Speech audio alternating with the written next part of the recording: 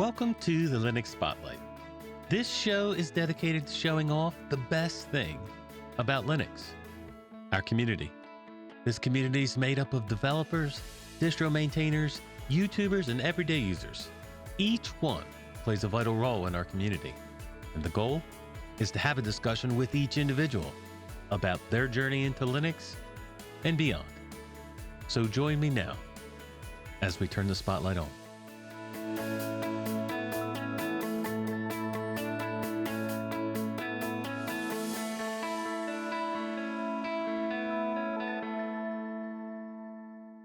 Hello, I'm your host, Rocco, and with me today, our special guest is Joe Ressington.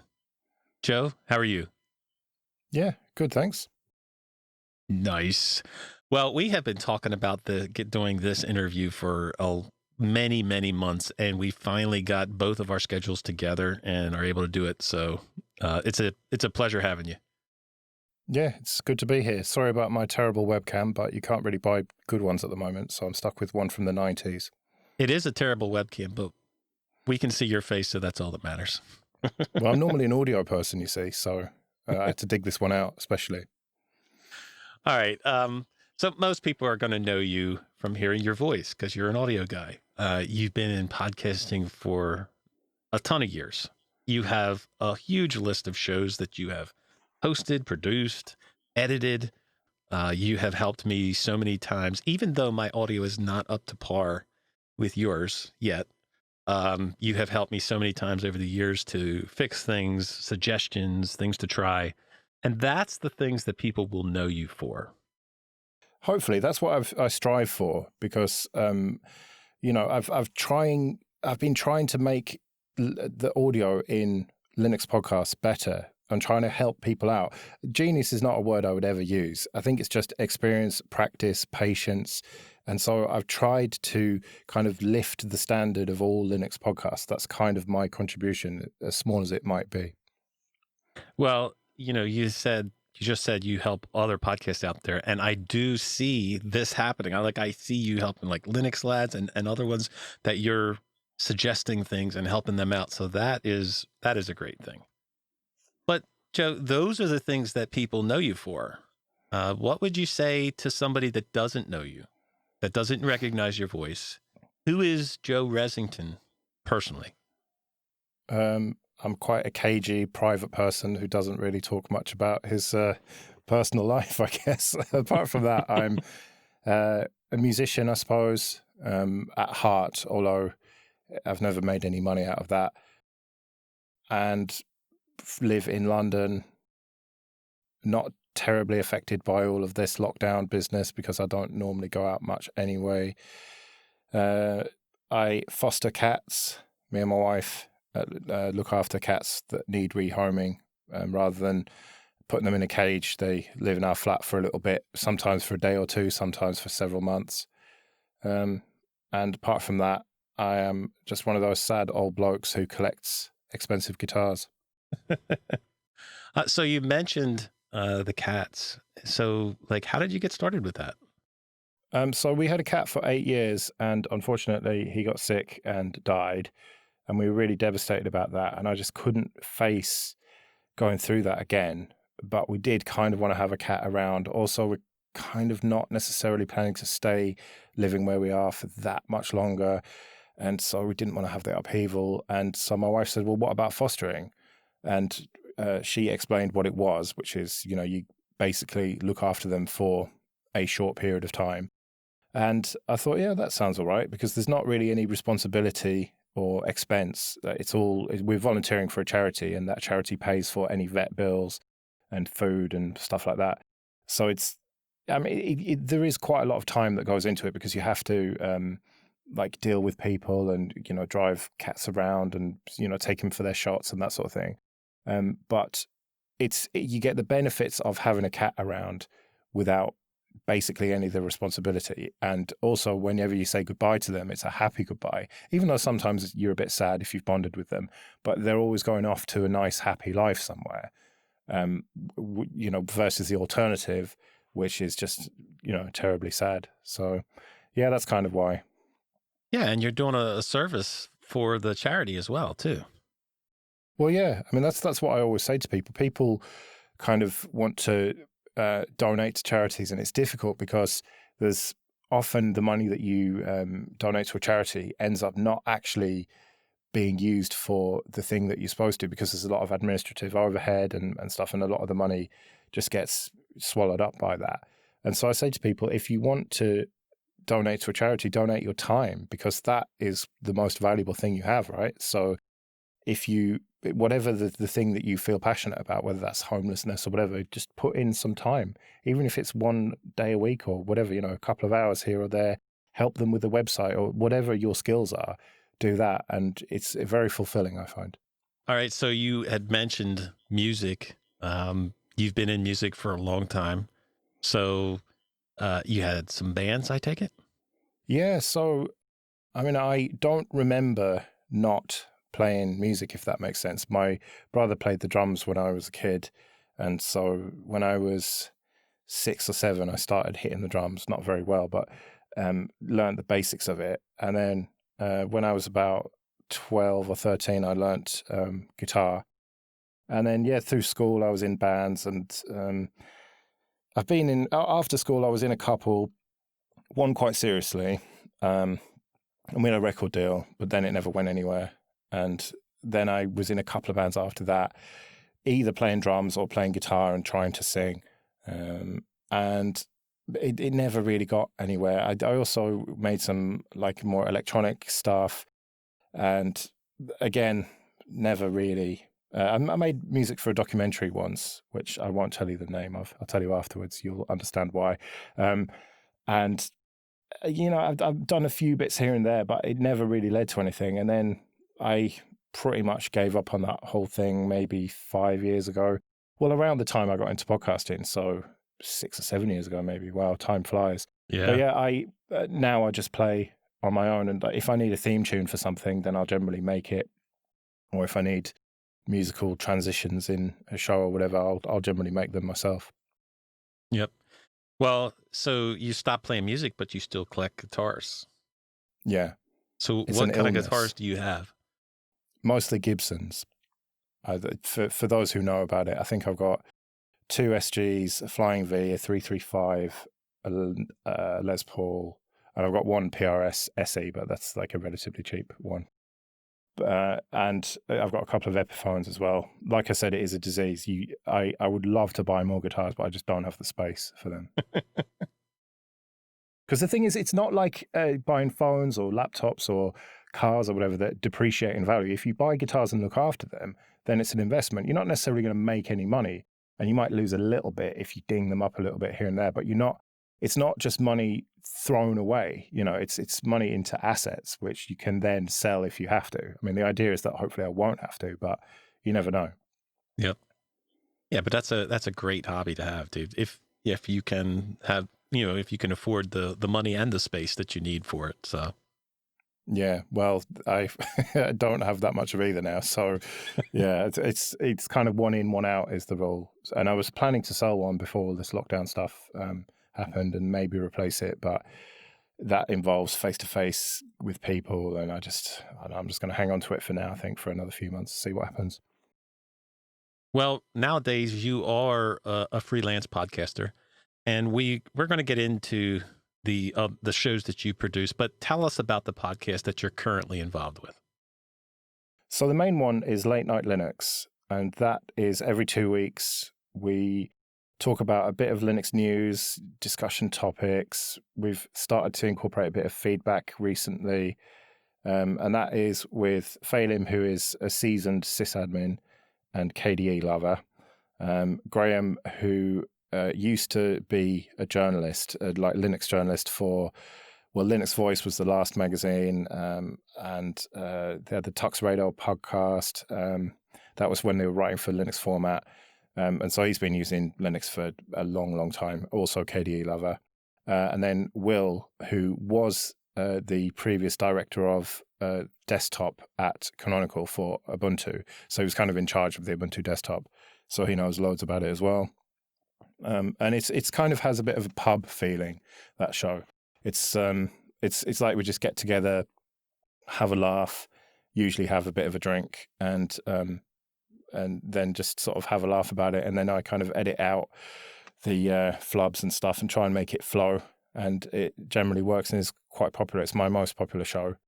And then recently I started a couple of new shows. One is called The New Show, and that's with Daniel Foray of Elementary, who I think, have you had him on here? I think so. I have not as of yet, but I intend to. Oh, right. And Popey, who's definitely been on the show. Yeah, and that we answer questions from the audience just about anything, really. Like sometimes Linux, sometimes general tech, phones and whatever. And then sometimes just life, the universe and everything. Just random stuff like what's your favorite color or whatever. And that's good fun as well. Yes, but that makes for good conversation, Joe. Yeah. So it would seem that I have a lot of fun doing that show, and it's pretty easy to edit as well. And it's it's good fun. So yeah, that's one of the new ones. And then recently I've started 2.5 admins, written as 2.5 admins. And that is Jim Salter and Alan Jude, who are both very, very experienced admins.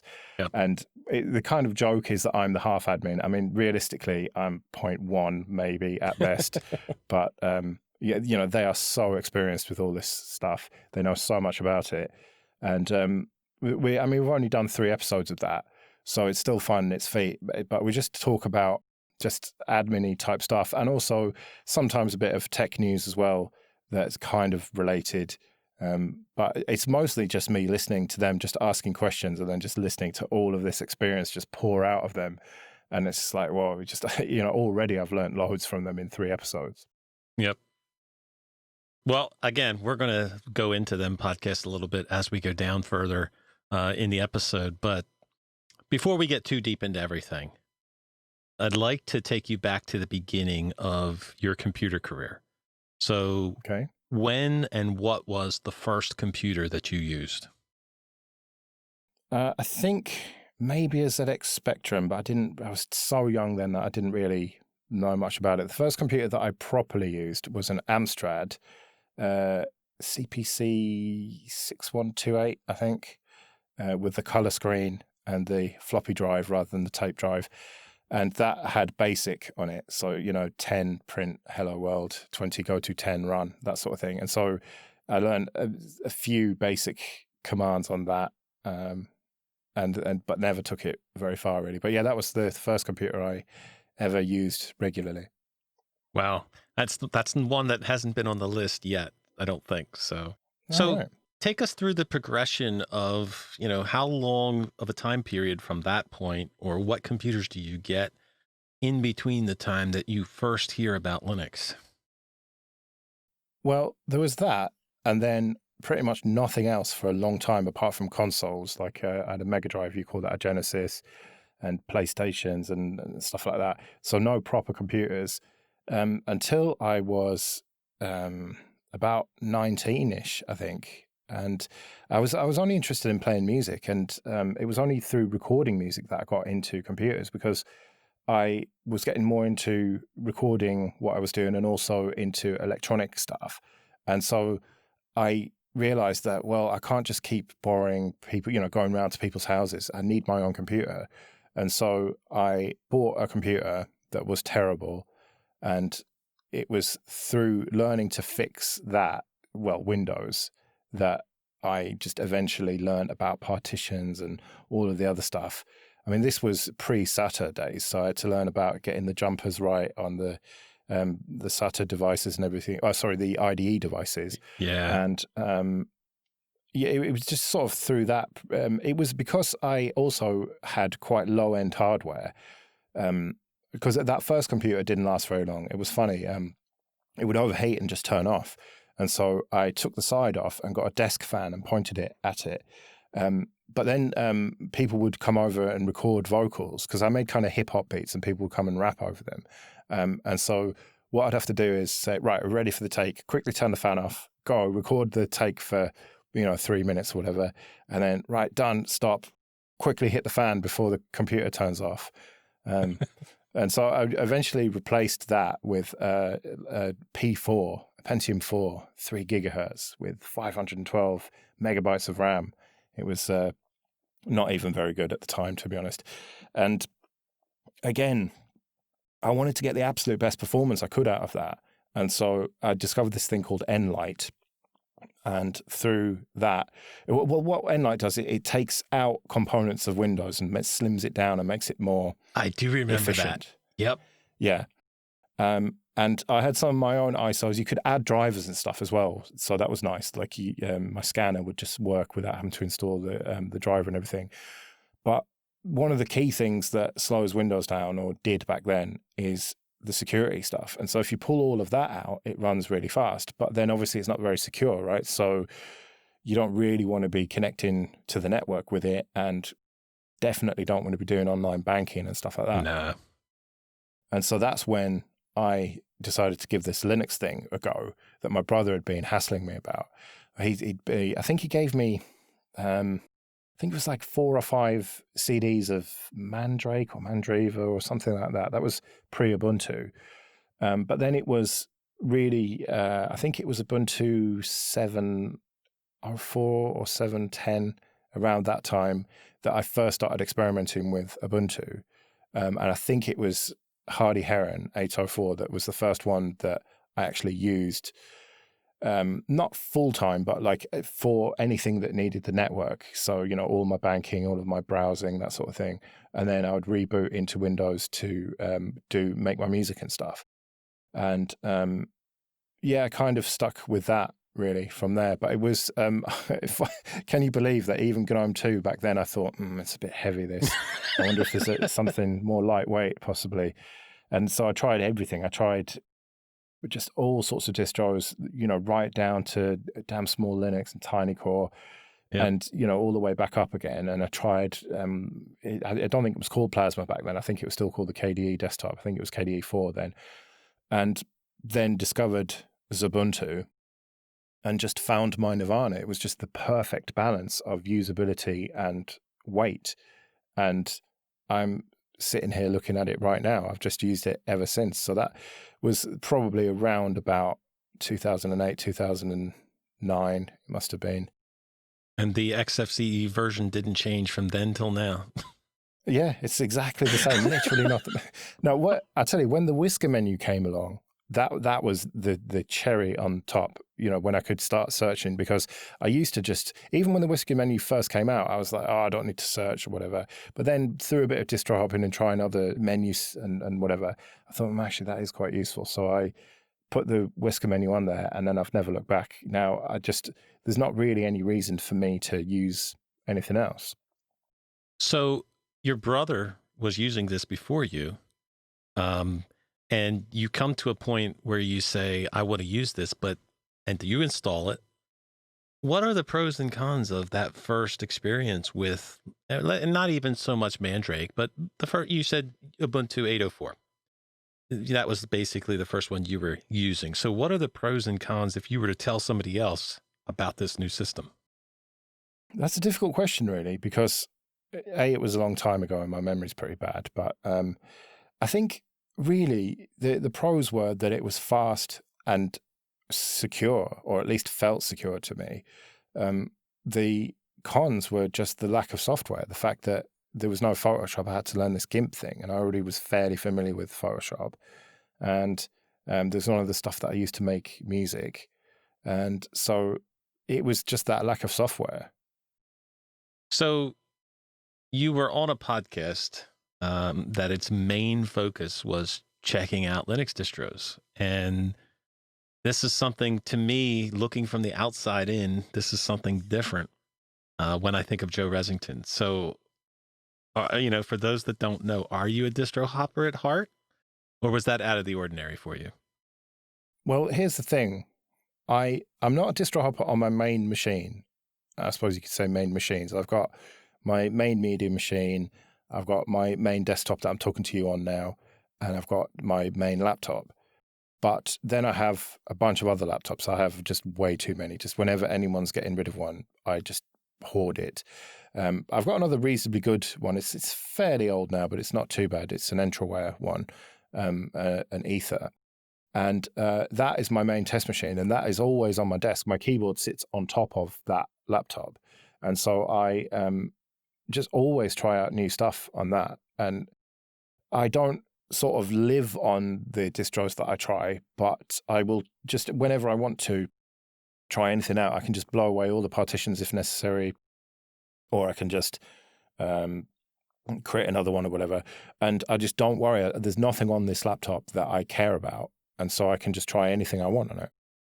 And so I'm a very curious person, but I'm also quite conservative with a small c. I like to just keep my Ubuntu 1804 as it is now. I haven't updated or upgraded on my main machine yet. Have on some of the others. But I like to try out stuff all the time, but I don't want to mess up my main system because it's crucial to me. You know, I need to have that working. Whereas this entryway laptop, I can just try out whatever I want. And if it breaks, then fine, I'll just fix it later. Yep. I am the same exact way, though. I have had Pop OS on here since last April, and that's because I want a stable machine. I got so tired of fixing things and reinstalling. And, you know, you're doing podcasts, you're doing live shows, and you want to have a machine that's you can count on, that you don't want to have to reinstall right before a podcast or right before a show. So, yeah, I get that. All right, so let's dive into the whole podcasting thing. How did you get involved in podcasting to start out with? Well, it was all thanks to Linux Outlaws. I don't know if you ever listened to them back in the day. They used to say that podcasting was like punk, insofar as all you needed was a microphone and a computer and an internet connection. They're like the 3 chords of punk or whatever. You know, you need a guitar and 3 chords, and anyone can do it. And that made me think, yeah, maybe I could do that. And if I did that, I would do it differently, maybe better. I don't know. At that point, I was fairly competent with audio generally. And so I thought, yeah, I'll give this a go, this podcasting thing. And tried once and just totally failed. It was with this guy who it didn't work out. Like we recorded one episode and I got halfway through editing it and just thought, this is terrible. And so I thought I'd never really do it. And then sort of just met the right people and got into it really. And you know, volunteered on Mintcast because I think it was Rob and Scott at the time, but Scott was working a lot. And so Rob was doing some solo shows and I emailed in and said, look, you know, there's no need to do it solo. Let me help out. And so I did for a while. And then I kind of wanted to have my own show. And so started Linux Luddites. And just sort of haven't stopped since, really. Well, did your background in music and audio help you with that whole podcasting, like starting out and knowing what was going on? Because sometimes people start out, you know, they start out with knowing nothing and they got to learn everything, but you almost had a good start to it. Well, yeah, I already had the equipment required to do it, which is a good help because I had the equipment to record vocals, you know, the decent microphone interface and everything. And I had the skills to, work a digital audio workstation. And so that technical aspect of it was never really a problem. I have learned a lot in the last however many years it's been, and I have improved what I do there, but I had that basic understanding of it all. And so it was really just the content and the delivery of that content that took me a while to learn how to do. And I'm still learning that all the time. Yep. How long do you think it took, or maybe, I guess we're all still learning, but like the techniques that you use in, mic technique and presence of, thinking about the right questions, and how long do you think before you could say, I think I'm on the right track? It's a very difficult question to answer. I think when we started Late Night Linux after Luddites ended, I feel that around that time I kind of knew what I was doing, but it is funny. I listened to those early episodes and I feel like I'm shouting loads because I've learned to be a bit quieter somehow. As I've got this booth now, which you can just about see, this tiny booth, which it's not ideal, but it sounds okay. It sounds fairly dead. There's not loads of echo and stuff. And so I don't need to be loud somehow. I do get a bit heated sometimes, but yeah, I feel I've become just a bit more chill over the years. So there's that. And yeah, I would say around about that time. So we're like 80 odd episodes in now, and that's once every 2 weeks. So wow, that's quite a lot, isn't it? That's a good few years. Time flies, as I said. Now, the audio editing portion of that. I know you were into audio, but were you actually editing before, or did you start learning that from scratch? There are some transferable skills, but I hadn't really edited that kind of audio. I'd worked on music stuff before, and so it's a very different type of skill to edit a podcast audio, really. It depends if you're going to do it the way I do it, basically, because there are some people whose idea of editing is to cut the top and tail off and export it, whereas that's not what I do. I go through it meticulously and spend 2 or 3 times the length of the show. So, say it's an hour-long show, it's going to take me 2 or 3 hours to do it. And then it's going to take me an hour to listen back to the whole thing as well. So, when I used to edit Linux Unplugged, that's about an hour long, and that would take me about 4 hours. That's kind of what I would budget for that. And, if you're going to do it that way, there are transferable skills from what I knew, learning about fading in and fading out and, where to cut stuff and whatever. But the skill of being able to edit mid-sentence or mid-word sometimes, that has taken a while to get good at. But some people, when they trip over their words like that, you can seamlessly take that words and shift it back and make it sound like they knew what they were talking about. And that's kind of my dirty secret, really, is that I'm not actually very good at this. I'm just very good at editing. I'm very well practiced at editing. And so I make a lot of mistakes. Not so much on Late Night Linux, because that's quite free, but on some of the other shows that I have done in the past, I've made a lot of mistakes and kind of taken time to work out exactly what I'm going to say, and then have a couple of goes at it, and then edit it in such a way that it doesn't appear to be edited, and then it makes you seem like you really know what you're talking about. But it takes a lot of time to do that. Well, I think there's a little bit of being humble there too, because I don't think that I would have seen an edit point yet in this episode.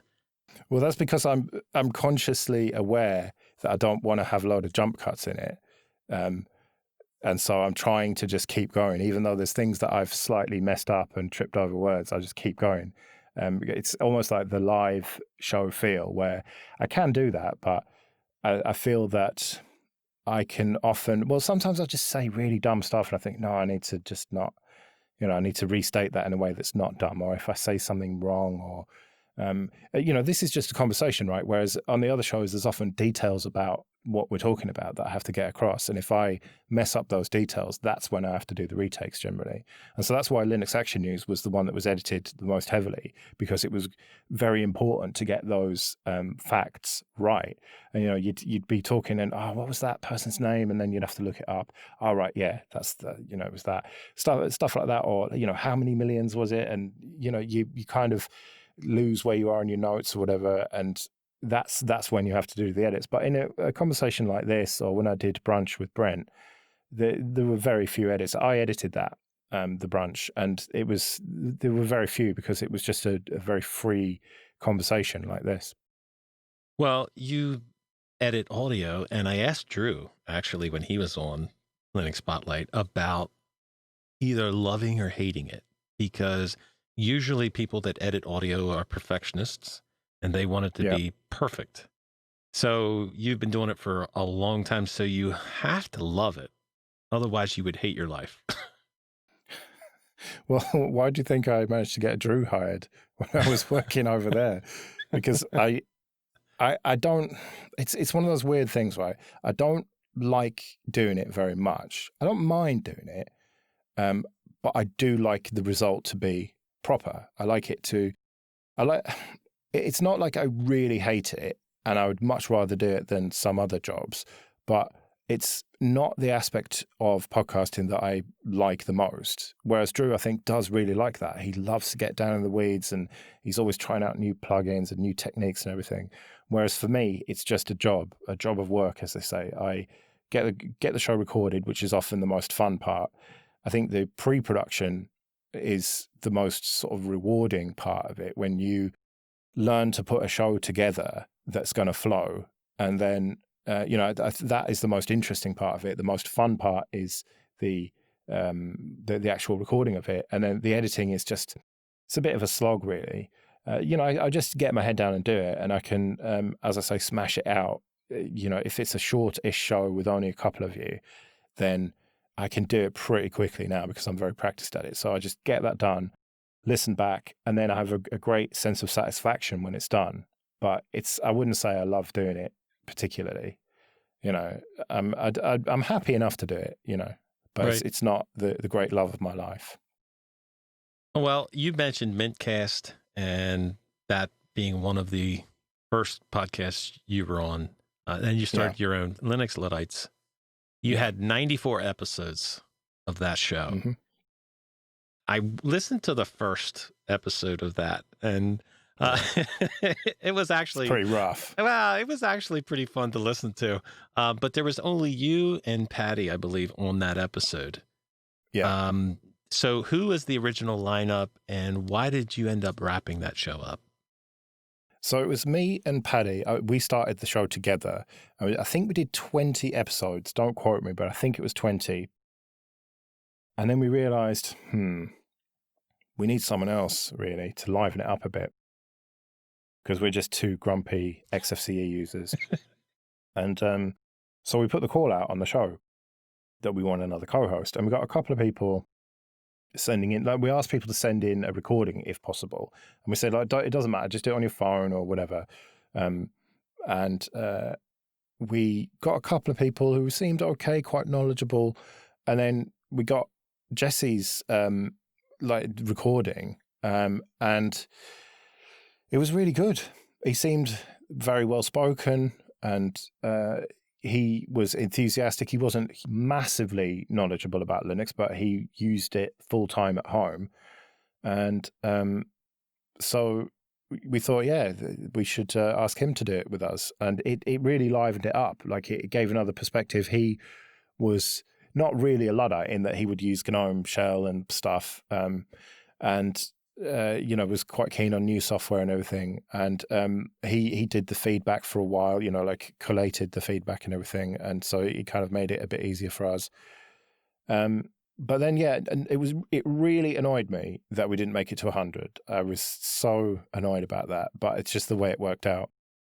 We'd hit a ceiling for the audience. Like, we grew very quickly, and then slowly grew a little bit more over the next sort of few months, and then just stuck at this ceiling pretty much, because the Luddites thing held people back. They didn't want to listen to it because they thought, I'm not going to listen to a bunch of people complaining about the new stuff. Because I always used to say, hello and welcome to Linux Luddites, the show where we try all the latest free and open source software and then decide that we like the old stuff better.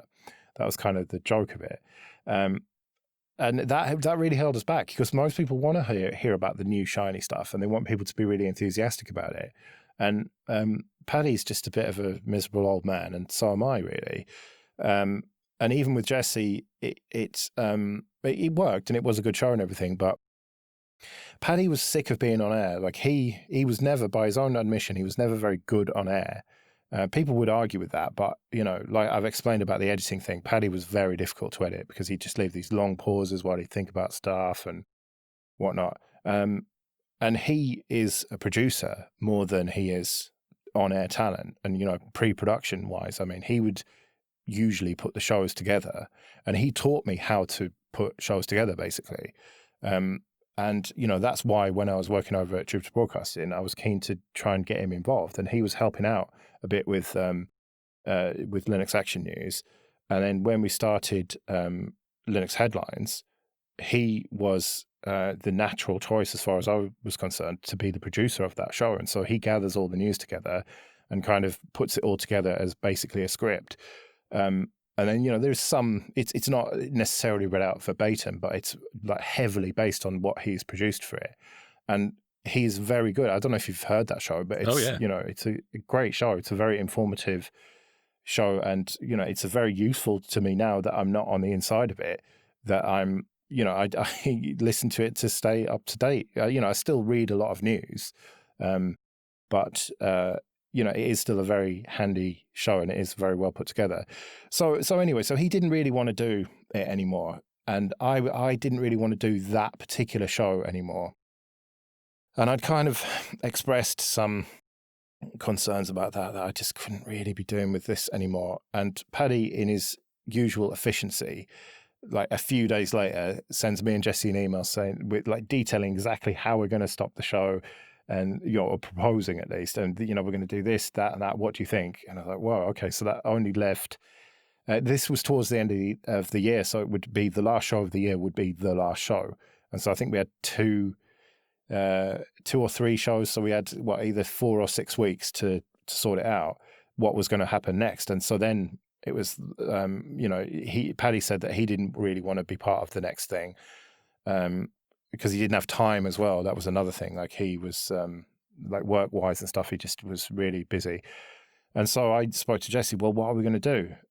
So, we thought, well, we need, the two of us can't carry a show because we're not technical enough. We don't have that knowledge and stuff that Paddy has. And so, well, who knows loads about Linux then? Well, what about Ike? He's got that Solus distro. He knows what he's doing. And he seems to come across quite well. So asked him, and he said yes. And then we would think, well, he doesn't really know much about the kind of mobile Linux side of things. We need someone who knows a bit more about that. And we had interviewed Phelim on Luddites because he uses Lineage with no Google apps on his phone. Yep. So we'd talk to him about that and how he does it and everything. And I just thought, Phelim, he would be a good guy. And then it actually really worked very quickly. We kind of all clicked, and that had, we got rid of the artificial barrier of no bad language, which I know you have. You want to keep it family friendly, so I'm doing my best here to do so. And I'd always done that on all of the shows that I'd worked on. And so it was very freeing to suddenly be able to curse, essentially. And it made it much more relaxed as a result, because I didn't have to think about what I was saying, but I could just spout whatever nonsense I wanted, knowing that I can edit anything really dumb. And that just instantly had this kind of pubby type feel, just like some guys talking about Linux. I was going to say shooting something there, but I'm not going to say that about Linux. And, it just had that real relaxed vibe to it. But then Ike, like he moved country and stopped working on Solus and whatever, and just one day said, well, next one's going to be my last one. And I tried to talk him out of it, but he said no. That was around the time Jesse was going off to be a dad for the first time. And then so I was like, what am I going to do? I've only got like 2 weeks to replace these two people, because Jesse, we knew, was going to be a dad, and so we kind of thought, well, we'll be fine, the three of us. But then when Ike went, it was like, well, what are me and Phelim going to do? And so we put the call out again and got a lot of people, way more this time, but, we send in their audition tapes, for want of a better word. But I'd also been thinking about, well, who, if none of these auditions are good, or if no one replies, what we're going to go for, who we're going to ask. And Will Cook had been on the Ubuntu podcast and came across really well, I thought, like really knowledgeable, really well spoken, and quite funny and everything. And so I asked him, and he said that he'd been thinking about getting into podcasting for a while. And so, yeah, he was up for it. And Graham, he'd had sort of an on and off podcast. I don't know if you used to listen to Tux Radar and then Linux Voice, and then Linux Voice I did, yes. Yeah, and then they did Bug Report and stuff afterwards, and it seemed quite clear to me that the guys he was doing that with weren't necessarily going to be that enthusiastic for that much longer about it. I can't remember the exact timelines of it, but I knew that Graham knows what he's doing podcasting wise. He's got a ton of experience. He's very knowledgeable about Linux. He's quite, I wouldn't say grumpy necessarily, but he's quite chill as well. And I just thought he'd fit in well, and he did. And the show's gone from strength to strength since then, basically. And yeah, so it's just been really good. I mean, it was a bit awkward with Jesse, to be honest, because he went off to be a dad for a few months, and then when he was kind of ready to come back, we had this cast that was working really well together. It was a bit awkward, but I just in the end just said I think it's working as it is, and yeah, he took it relatively well. So we still talk every now and again, but obviously he's very busy being a dad, as is the case. So. Yeah, but otherwise it's been really good, really. Will left Canonical, which kind of changed things a little bit because he always had to be diplomatic about other distros and stuff and about work stuff. He still has to be to some extent, but I think he's a bit freer now that he's not working there.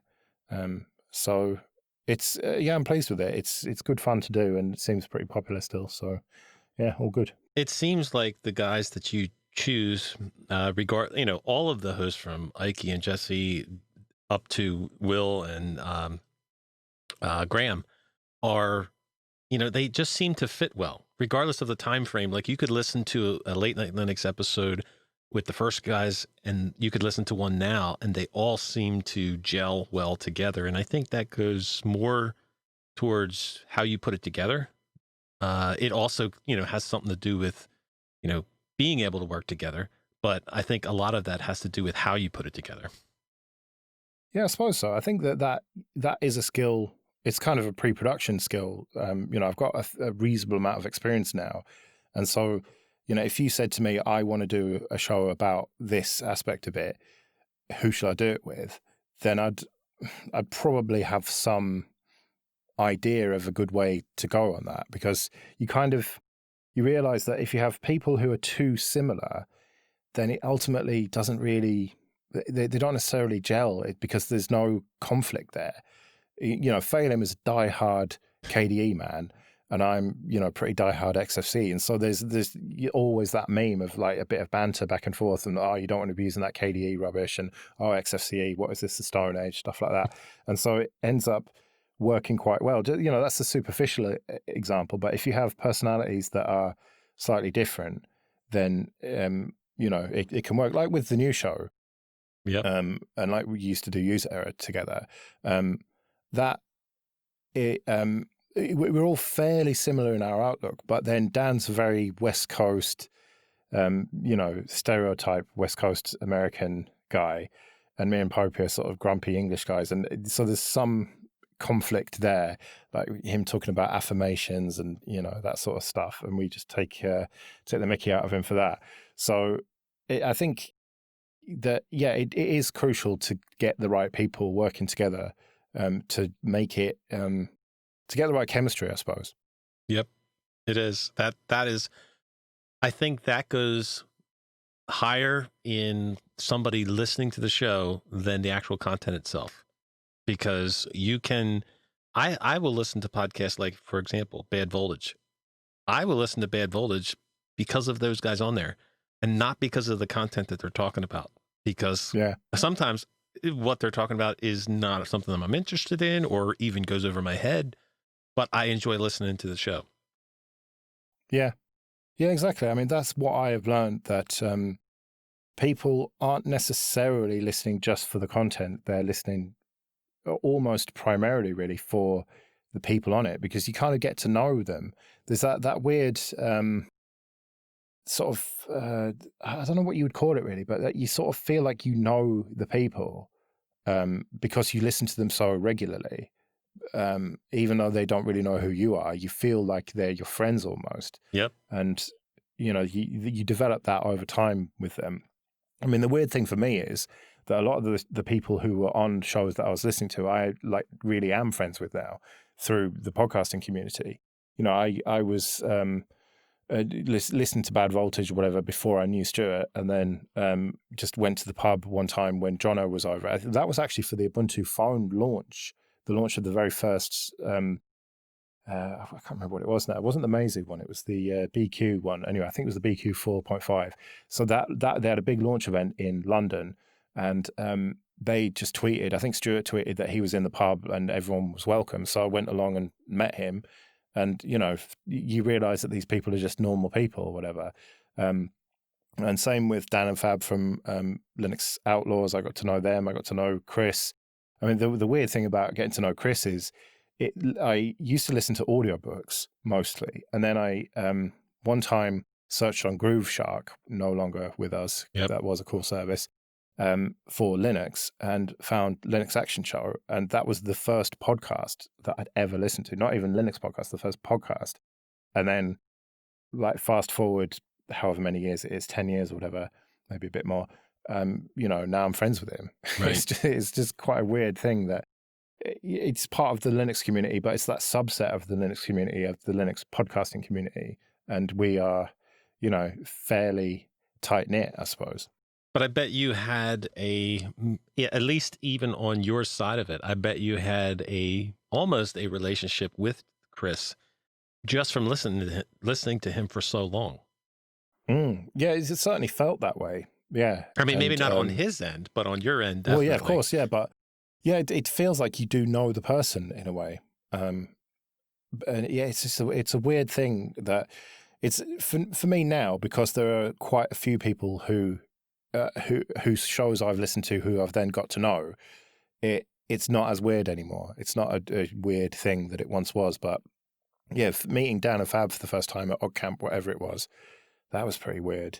But now they're just dudes, they're just people who I know, my mates or whatever. Yep. And, it's always a bit weird when people come up to me at conferences and stuff, and like they feel like they know me because I've been doing these shows for so long now. I never really know what to say to them, because they know loads about me, but I know nothing about them. And so, I mean, you must have had that because you've been to a few events now. Mm-hmm.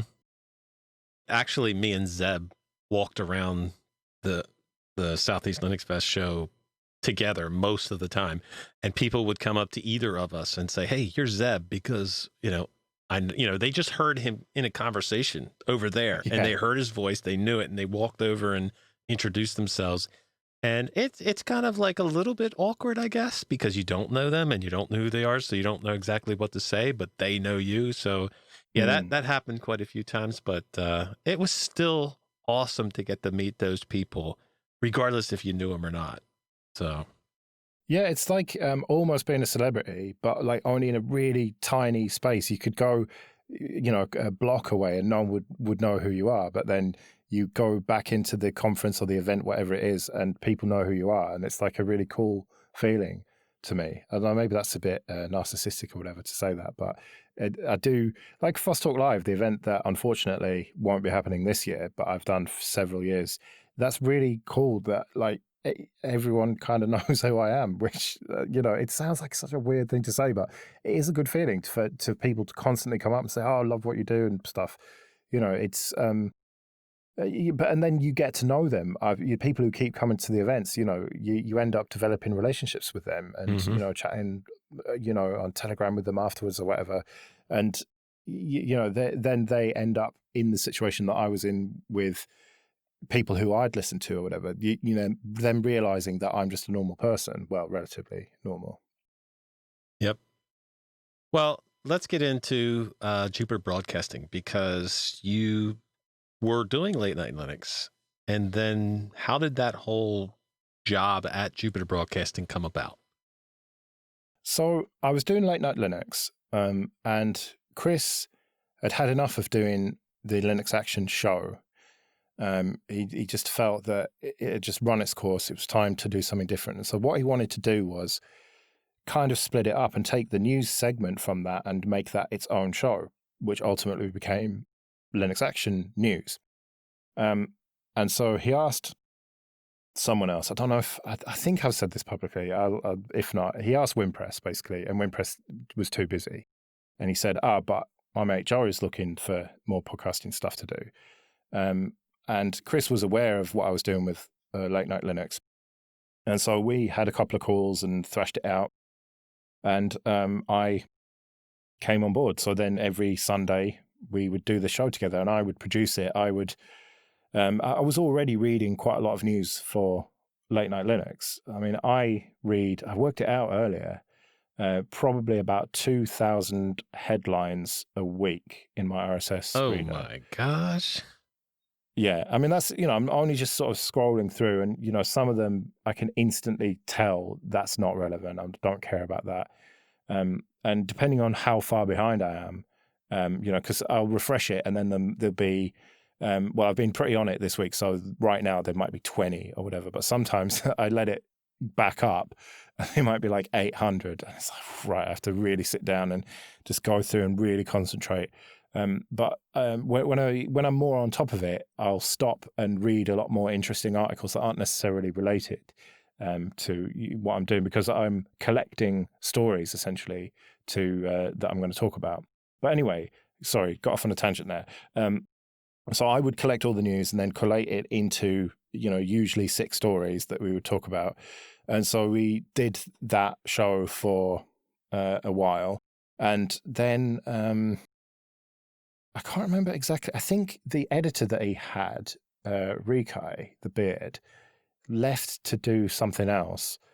And so he wanted me to edit Linux Unplugged. And it's something we talked about, improving the show rather than just recording live to tape and then just cutting a few things here and there, recording it multi-track and properly editing it, and sorting out the crosstalk, sorting out the awkward silences. People sometimes have mumble issues or whatever, and he has to get them to go again or whatever. And so just cutting all that out, smartening it all up, and having a proper production out of it. And also the same thing for TechSnap, because I think it was that his editor had left. And so I ended up doing those 2. So I would take off a day a week from work to do that. And so I would get up on a Wednesday morning and I'd edit for half the day, from around 7 or 8 until lunchtime. I would do Linux Unplugged, get that published. And then I would do TechSnap in the afternoon. And I think that would publish on the Thursday or whatever. And so we did that for a while, and that was all going well.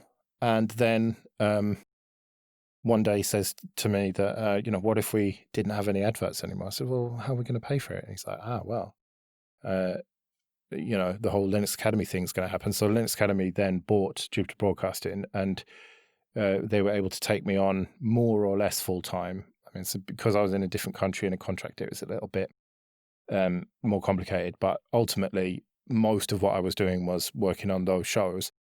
And so then I was able to not have to work anymore and in my day job. And so I would stay up all night. Basically, I got on to Seattle time for quite a long time there, and I'm still almost on that. And yeah, that's 8 hours behind London. So I would start editing Linux Unplugged at midnight usually and finish around 4 a.m. And then you don't really want to go straight to bed after work. So you kind of have to relax a bit. And, I watch some stupid either guitar or tech YouTube videos, something like that.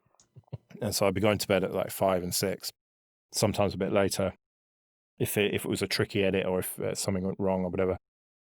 Sometimes like 7 or 8 a.m., which was not, my wife wasn't very pleased with that.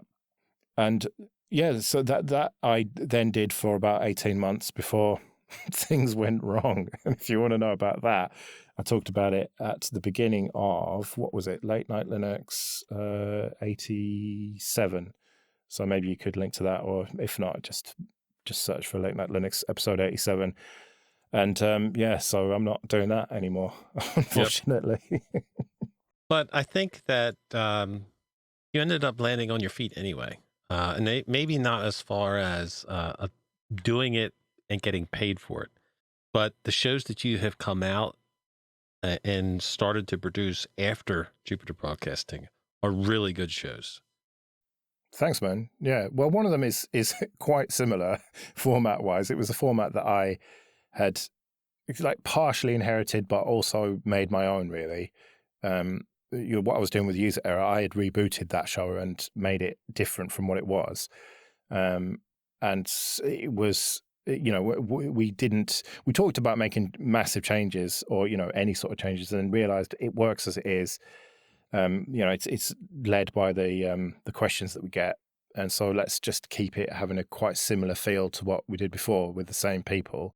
So that wasn't, it was still fairly tricky to get it launched because there's a lot that goes into it, right? You have to suddenly, instead of having a team to make instead of, right, cheese, make the graphics. It's like, right, well, thankfully Dan made the graphics on that. But then, I had to do, he made the basic graphics and, put the assets up there, the SVGs, whatever. Then I had to, crop things and make things the right sizes for banners here and there or whatever. And then I had to make some music for it and whatever. But ultimately that was relatively straightforward to get going. And then 2.5 admins, we were going to kind of meet to talk about it. And then just thought, well, why don't we just record something? And it was good. So we put it out. The artwork I threw together pretty quickly. Music is very short. And that took me a couple of hours probably to make. And that one just came together really, really quickly. So that was really cool. That's something that I would always advise people these days is make things short because people don't have a lot of time. There was already a massive amount of competition in terms of, not just Linux podcasts, but just podcasts generally. Yep. There's just so many great podcasts out there. And my queue is like 20 plus hours at the moment. And I, just some of that stuff I'll never listen to. Because there's always new episodes coming out, right? There are new episodes coming out every week. And I have the same issue. I'll open up Pocket Cast and I will have all of these episodes to listen to. It's almost frustrating at times, not because I don't want to listen to them, but because you just feel like there's this backlog all the time. But I got to ask you, dude, being a fly on the wall in that video call, mumble call, whatever it was that you and Dan and Popey were on when you decided to make this new show. Yeah. How did that conversation go with picking the name, the new show? Well, right. So we agreed that we would do it at a certain time or whatever. And I made the calendar entry and just said new show discussion because we were going to do a new show. And then we got together and we talked about, what would change and what wouldn't and whatever. And then we just could not come up with a name and we kind of were brainstorming or whatever. And then I don't know if it was either Dan or Popey. I think it was Dan, but I might be wrong. Just said, why don't we just call it The New Show? And I was like, what? That's silly. We can't call it that. And then did a bit of looking around. Are there any podcasts called that? Well, there was one, but it's been dead for a couple of years now. And there was this TV show in the 80s or 90s, like a sketch comedy show. But yeah, otherwise, The New Show. Well, I don't really like it. Well, what are we going to do when it's not new? Well, that'll be funny. All right, okay. And then I was looking at domains and no .coms were available. And then the new .show, yeah, there it is for 10 quid a year or whatever. And I said, all right, okay. At that point, they just beat me into submission, really. And I honestly don't know. I think it's dumb, but it's funny, maybe. And people have said, what are you going to call it when it's not new anymore? And I've said, well, every episode is a new show. So. No, I think it's funny. But I also think that the new show is probably one of the most exciting podcasts to come out lately because of the fact that user error was going to be dropped. And people were so disappointed about that. And then here comes along another show that is pretty much close to it. And I think people were so excited to hear that. Yeah. The problem is, though, that a lot of people are way behind on their podcasts right now because a lot of people aren't commuting anymore. Most people are working from home. And suddenly, if you had a 2-hour commute, then that's a lot, it's an hour each way, say. That's 10 hours a week that you're not able to listen to podcasts anymore. Yep. And so that competition aspect has just got so much stiffer now. There's just so much more competition there. And so that's why... I see some other people doing 2-hour show. This is going to be a pretty long one, right? We've been at it for probably about an hour now. Yeah. And people really have to decide what they're going to listen to. There's some people who were always working at home and they have their routine for podcasts and nothing has changed. I did a poll on Twitter. I mean, it's not particularly scientific, but half of the people who replied, I think it was 400 people or a couple hundred people replied, half of them said that they are spending less time listening to podcasts. And then it was the other half, the other 25% each was basically split between listening to more and listening to, less time listening. So I take that to mean that people are telling me they're still finding out now. Like it was early April that, my contract was terminated, let's say, and people are still finding out now because they're way behind on their podcasts. So it's not a great time to be launching new stuff, basically, because it's getting the word out there is difficult. Well, we're going to run out of time here, so I got to get some good questions in here. Looking through your podcasting career, you give advice to other podcasts, to other people about audio and about how they should run the show and stuff. What are some of the obstacles that you encountered? And what advice would you give to somebody that's looking to create another podcast? Don't bother. Come on, dude. Well, and it depends what you want to get out of it, right? If you want to just get together with some people, have some fun, doing a creative thing, then go for it. But if you want to, be a creator, be an influencer, do it professionally, it is incredibly hard. And, it's very volatile as well. Like if you build your career on YouTube, well, what happens if they demonetize you? You'll just totally just have no income anymore. Or if you build it on Patreon, what if Patreon decides that they don't like your politics or whatever and they just cut you off? Or you build it based on advertisers and they don't want to advertise anymore. It's a very boom and bust type business, basically. So I just honestly wouldn't advise people to go into it. I'd say, that's not the answer you wanted me to tell you, probably. But to be honest with you, though, I might agree with you if your goal is to make a career out of it. But I think the best podcasts are the ones that are made from the heart, that people do because they love doing it. So I would suggest that people do it either because you love it or don't do it. Yeah, you have to love it and you have to be willing. I think if you're going to do it properly. Spend the time doing it. Don't just do, half a job of it. Don't just record, get on what you could do is get on Mumble, press record, and then just all talk to each other, just have a chat or whatever. And then when you're finished, open it up in Audacity, find where you said, hello, welcome to the show, add a bit of music or whatever, find where you said goodbye before you press stop recording, take that off, export it, upload it. Don't do that. It's not, you can do it if you want, but I think that if you're going to bother with the podcast, then you should respect the audience. You should respect the fact that someone is taking the time to listen to it. And so you should make some effort. And the effort doesn't necessarily have to be, making sure everything is properly edited necessarily and, well-spoken and whatever, but make a bit of effort. Make sure that the levels are not completely all over the place. Learn a little bit about EQ and compression, and make it relatively easy to listen to. And I said I read all that news, and now I don't really have an outlet for that. But I'm reluctant to start another news show. I might do, but it's a very easy thing to do, is to do a news show. And sometimes we just do that on Late Night Linux when we don't really have much else. We just talk about a bunch of news stories because all you have to do is read them, form some opinions, talk about it. It's not particularly hard to do that. And that's why there's a ton of shows that do that. And you end up with a situation where you've got how many Linux podcasts are there now, and how many of them do the news? There's only so many that people will listen to. You're only going to hear the same news stories talked about so many times. And, that's why I would much prefer to do something like the news show or what we were doing with User Error or Choose Linux or whatever, something a bit different that isn't just a bunch of people get together, talk about what's happening in the news, that's it. I think if you're going to start something, think about it a bit deeper. And if ultimately all you're going to do is get together with your mates, talk about Linux, and record it and release it, you don't need to record it. Like, it's okay to just get together with your mates and talk about it, like a virtual lug or whatever.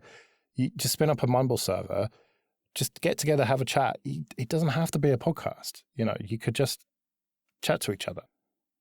Well, you have a, list of podcasts that you're doing right now. What kind of plans do you have for upcoming podcasts, or do you have any plans? Are you just going to stick with the 3?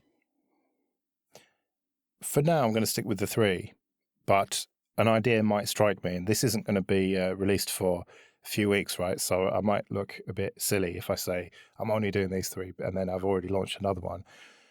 So I don't know, really. I'm kind of waiting to see how things shake out, waiting to see how popular these new shows are, what I can do in terms of advertising with them, patrons, and, what sort of income I can get going on from that. And just sort of wait it out, really, because we don't know what's going on with the world right now. I mentioned it a couple of times. I probably shouldn't, really. People listen to stuff like this to get away from that, but there is no getting away from it, right? The world is in turmoil right now, and are we maybe coming out of that now? Maybe, or are we going to have second, third waves and more lockdowns and whatever? Who knows? Who knows what is going to happen? And I have various irons in various fires and various ideas for shows, but I think ultimately I'm just going to stick with this for now, see how it works out with the 3 shows I'm doing, and try and enjoy the summer a little bit if possible, and then see where I am when things start to, when the leaves start to go a little bit orange. I might, reassess things. Right. But then, an idea might strike me, and by the time this goes out, I might have 2 more shows. Who knows? Well, let me ask you about Linux conferences, because I know that you're involved with False Talk Live, and you were also helping out with OggCamp, I believe. Well, not really, a bit. I mean, I was on the mailing list. I'm on the mailing list, and I have basically made it my job to organize the main panel discussion. So on the Saturday, the last session, it's kind of a keynote type thing insofar as they don't have any other talks going on. And so I have been in charge of producing and hosting and recording and editing and publishing that panel discussion, basically. So yeah, otherwise, I might chip in occasionally with ideas and stuff, but I cannot take credit for OggCamp. That is very much other people. And annoyingly, it was looking like it was going to happen. Again, this year it was very close, but then obviously with circumstances being what they are, I'm fairly sure they've abandoned that now for this year. So it's going to be 2021, hopefully. Well, dude, I started using Linux because of reasons that I could customize it. I was using Windows at the time, and I was trying to use Windows blinds and trying to do stuff to it that it really didn't want you to do. So when I found Linux, I was super excited to see that you could change all of these things. You could customize it to your heart's content. It was flexible. But, over the years, I have come to the conclusion that the Linux community is the reason you stay with Linux. It's the best reason to be a part of Linux. What drives your passion for Linux? Oh, well, certainly community is part of it. But also, I think the software freedom aspect of it, the customization, the fact that it's just better in a lot of ways, really. I just feel like I wouldn't really want to do my internet banking on anything else because I feel like it's probably the most secure. I mean, it might not be. You could easily argue that Windows or Mac OS or iOS or Android was more secure, but it's just what I use, really. I can't. It's a very difficult thing to put into words. It's a combination of all of those aspects of it, including the community and the software freedom, all the stuff that I mentioned. It's just that combination that makes me want to keep going with it and put up with occasional problems like my printer just randomly stopping working and having to dig out an old Mac to print forms out or whatever. It's part of the fun. Like Leo Laporte once said, it's for people who like to mess with computers, and I like to mess with computers. So that's why I like Linux. Nice. Well, you have been contributing to Linux for many years through your podcast. And there's a lot of people who feel they can't contribute to Linux because they don't write code. They don't do all of this technical stuff. What would you say to somebody if they were looking to get involved and contribute, but they didn't feel they could in a way that was meaningful because they couldn't code? Put your hand in your pocket and donate money. Simple as that. Because you can't expect to have high quality code necessarily, and there's way more than just code. There's all of the rest of the things that go into making software. You can't expect to have that for free. We do have a lot of volunteers working on it, but the reality is that most of the kernel, at least, and a lot of the software that we all use is made by people who are being paid by companies to do it. And so vote with your wallet, essentially, whether that is buying a machine from a company who's selling it with Linux, whether that is System 76 or Entroware or Dell or whatever, that's one way to contribute. If finances are tight, then you can always help with testing and reporting bugs and triaging bugs and support, getting involved with the community there, hanging out on IRC channels or Telegram groups or whatever, and helping people and being willing to put up with the very frustrating experience that is. Not everyone can do that. That is a skill in of itself, I think. So there are tons of ways, really. But I think ultimately, by helping out a project like Elementary OS, or if you're using some software, donate some money to the developer of it. And if you don't have money, then, tweet about it, write blogs about it, or whatever. Write into podcasts and say, hey, there's this cool thing, you should talk about it. Yep. Even a thank you goes a long way, dude. Definitely, yeah. Yeah, I mean, there's some bits of software where I've done that. I've emailed them and just said, this might be a bit random, but thank you. This boot repair. I think I emailed the dev of that and just said, thank you. I've used this software so many times to fix, balked grub entries and everything. And rather than having to manually do it, I know it's Yanubuntu. I can just do it. I can boot up a live Ubuntu or any Ubuntu-based system, and I can add the PPA and just run it all the commands and just get it all sorted because I've done it so many times. And yeah, I just randomly emailed one day and just said thanks, and they emailed back and said, glad you appreciate it. And it does go a long way to help people. You're right. That's great advice. Just say thank you to the devs and the people involved with the software that you're using. Well, Joe, I've been waiting to ask you this question for ever since this question came up, basically, because there are some people that will answer it in different ways, and I'll just wait for your answer of it. But do you believe Linux is bad at marketing or promoting itself? Because, we throw this term out of the year of the Linux desktop. So tell us. I don't think that Linux is amazing necessarily at marketing itself, but I think that to try and say that the reason that Linux isn't as popular as it could be is all down to marketing, I think is too simplistic. It's just massively oversimplifying the issues that we have, and I think ultimately not really. I mean, I'm not a big fan of Tux. I think that isn't the greatest looking logo and advertisement for our platform. But yes and no, it's complicated, I suppose, is the long and the short of that. It is that's not a bad answer. It is very complicated because it's not just one facet. It's not just marketing, and it's not just that's a complicated answer. If you could change one thing about Linux, Joe, what would it be? Brent asked me a similar question at the end, and I'll give you a similar answer. I think I wish the community was a bit less naively hopeful I think that in order to use Linux and get into it, you kind of have to have this optimistic view of the world. But I think that sometimes drives a lack of critical thinking with people, and certain entities within the community take advantage of some people because of that naivety.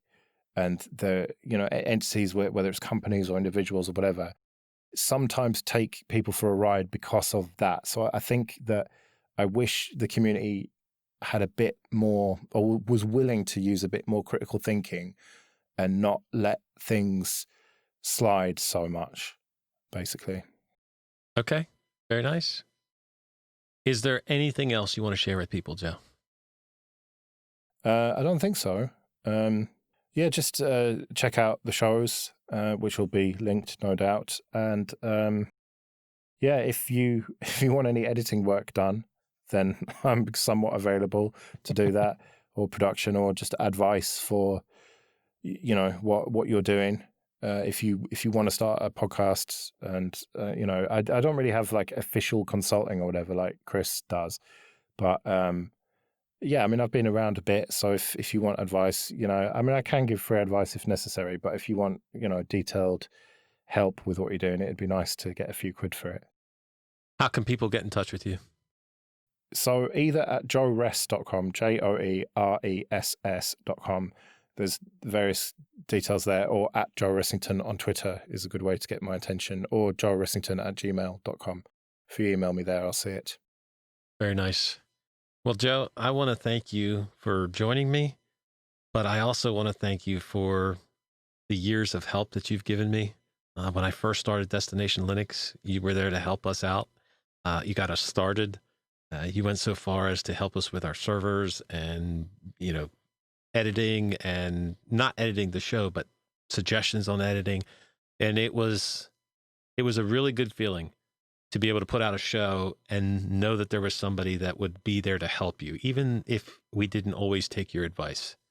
So I really appreciate all of the effort that you've put in to me and also to all of your podcasts.